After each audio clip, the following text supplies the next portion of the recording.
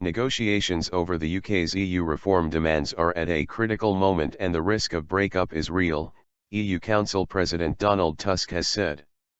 Mr. Tusk, who is overseeing the negotiation, urged European leaders to handle the situation with care.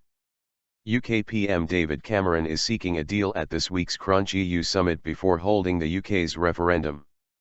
Earlier he bowed to pressure to hold a cabinet meeting straight after the summit if a deal is agreed.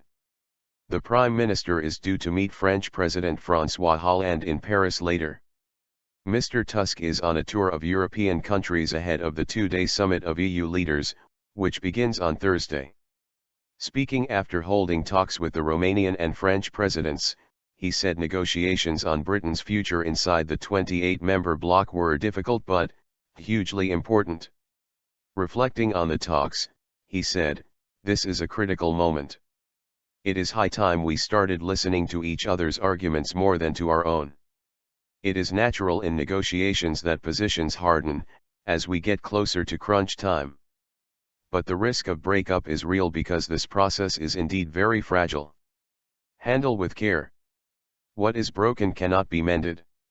BBC assistant political editor Norman Smith said Mr. Tusk was trying to concentrate minds ahead of the EU summit as leaders of the different member states stake out their positions.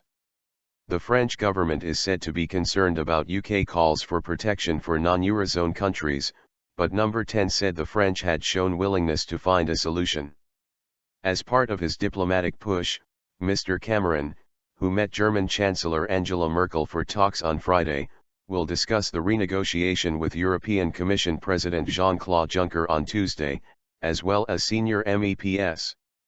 If a deal is agreed on the PM's reforms, which also include curbs on migrants' welfare entitlement, he will hold a cabinet meeting on Friday evening, sources have told the BBC.